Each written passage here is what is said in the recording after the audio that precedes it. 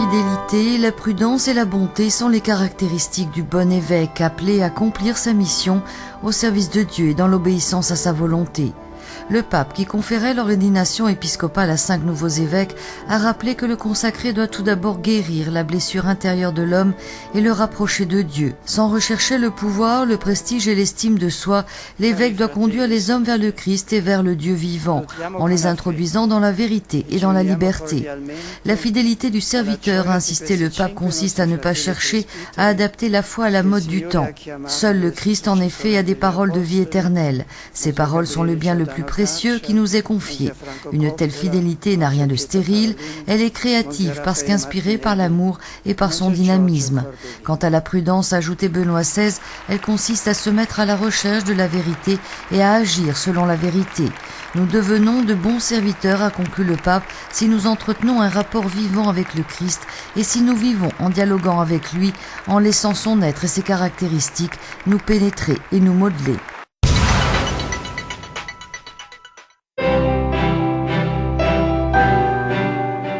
Du 26 au 28 septembre, Benoît XVI sera au cœur de l'Europe. Durant son voyage en République tchèque, il visitera la capitale, Prague, et les villes de Brno et Stara Boleslav, où il participera à la fête nationale consacrée à Saint Venceslas, leur saint patron. Mais 20 ans après la fin du régime communiste et la renaissance pacifique de la démocratie, comment se portent aujourd'hui les activités de l'Église? L'archevêque de Prague, le cardinal Miloslav Vlok, nous en parle. Durante il comunismo, 40 anni del comunismo, era tutta l'attività. Durant les 40 années de communisme, tout ce que faisait l'Église était contrôlé et seuls les prêtres pouvaient exercer une activité pour le compte de l'Église. Les laïcs ne pouvaient pas collaborer, ne pouvaient pas exercer d'activités apostoliques et pastorales car elles étaient interdites et contrôlées. Après la chute du communisme, seulement les activités de l'Église ont pu s'étendre. Il a fallu activer et raviver les activités, raviver également la participation des laïcs aux activités pastorales et apostoliques de l'Église, et pousser les prêtres à collaborer avec les laïcs, mais surtout attirer les laïcs dans les activités de l'Église n'a pas été une tâche facile non plus.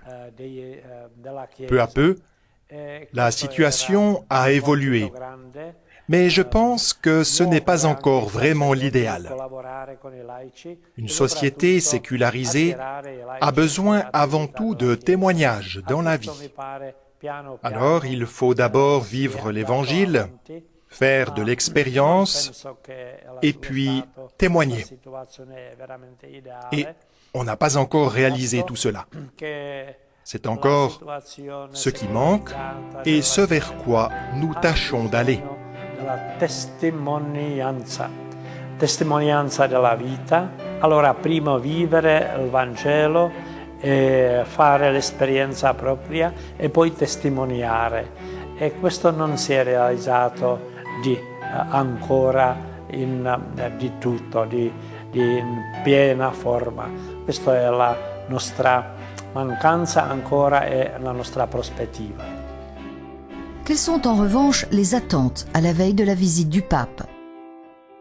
Noi aspettiamo Santo Padre già da un anno. Nous attendons le Saint-Père depuis déjà 1 an, dès lors qu'est apparue la possibilité qu'il vienne. Il est allé plutôt vers de grands peuples, de grands États, et nous sommes un petit peuple, un petit État dans le cœur de l'Europe.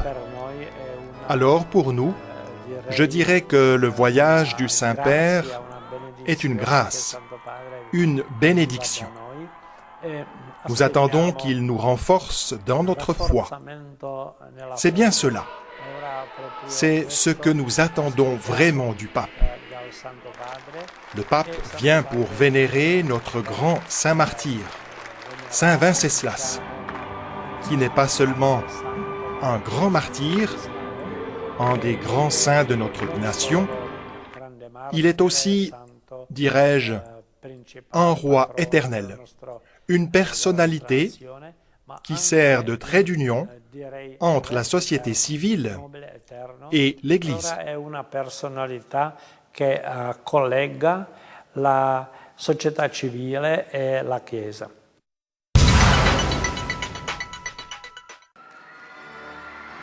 La vraie connaissance de Dieu ne vient pas des livres, mais de l'expérience spirituelle. Le pape a rappelé ce matin l'un des enseignements de Siméon, le nouveau théologien, un moine oriental ayant vécu à Constantinople entre 949 et 1022. Au cours de l'audience générale dans la salle Paul VI, en présence de 8000 fidèles, Benoît XVI a souligné l'importance de ne pas négliger sa propre croissance intérieure, qui consiste à connaître Dieu et à entrer en communion avec lui pour faire l'expérience de son aide à tout moment et en toutes circonstances.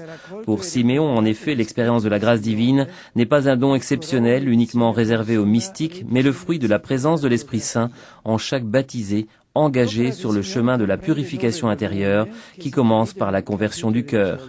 L'expérience mystique de Siméon peut nous aider à comprendre que l'amour est la preuve certaine de la présence et de l'action du Christ dans une âme, et cet amour de Dieu grandit en nous si nous restons unis à lui par la prière et l'écoute de sa parole. Seul l'amour de Dieu fait s'ouvrir notre cœur aux autres, a conclu le pape, et nous rend sensibles à leurs besoins, nous conduisant à considérer les autres comme des frères et à répondre à la haine par l'amour et à l'offense par le pardon. Benoît XVI a inauguré mercredi soir le nouveau siège de l'Observatoire astronomique du Vatican, la Specola. Les astronomes du pape se sont ainsi transférés du palais apostolique de Castel Gandolfo, donné par le pape Pie XI en 1935 au monastère des Sœurs Basiliennes, situé à l'extrémité sud du palais de Castel Gandolfo. Dans ces nouvelles installations, a déclaré le directeur de l'Observatoire, Luis Funes, jésuite argentin, je crois pouvoir lire en quelque sorte une métaphore de la mission de la Specola. Dans l'Église, près du pape, mais à la frontière avec le monde, ouvert au dialogue avec tous, croyants et non-croyants. Le bâtiment abrite une salle de conférence, une école, la résidence de la communauté des jésuites et les logements destinés aux savants et aux chercheurs. La célèbre collection de météorites a été transférée au nouveau siège, ainsi que certains objets précieux comme des anciens télescopes et astrolabes.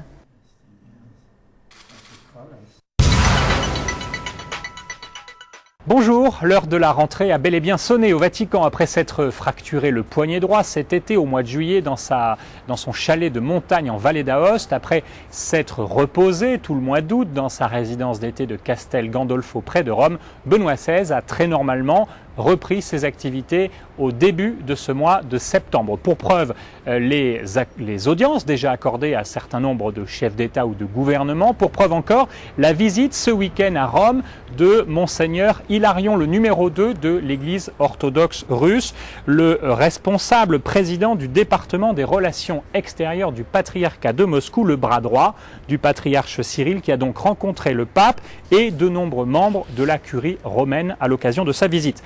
L'agenda du pape pour les prochains mois se remplit peu à peu. Le Vatican a ainsi annoncé le premier des 4 voyages que Benoît XVI devrait effectuer l'an prochain. En avril 2010, probablement sur une seule journée, le pape se rendra ainsi à Malte.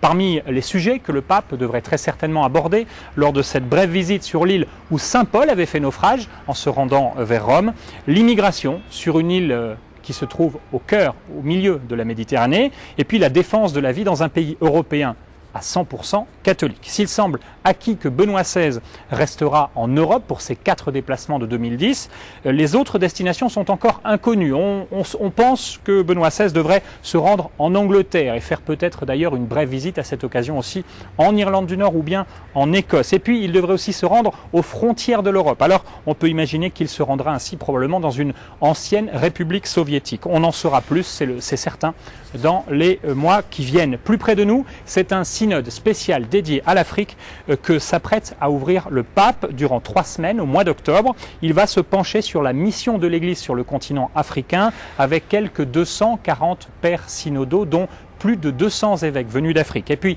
avant cela, dès le week-end prochain, eh bien, Benoît XVI sera en République tchèque, un voyage qui mènera le pape à Prague, dans la capitale, mais aussi dans la région plus fortement catholique de Moravie, dans la ville de Brno, et aussi aux portes de la capitale Prague, à Stara Boleslav. Un voyage pour encourager, dit-on déjà au Vatican, les catholiques du pays, les catholiques d'Europe de l'Est, pour les encourager, pour renforcer leur place dans la société. Un voyage que vous pourrez, c'est évident, suivre entièrement sur l'antenne de KTO. Je vous dis à la semaine prochaine.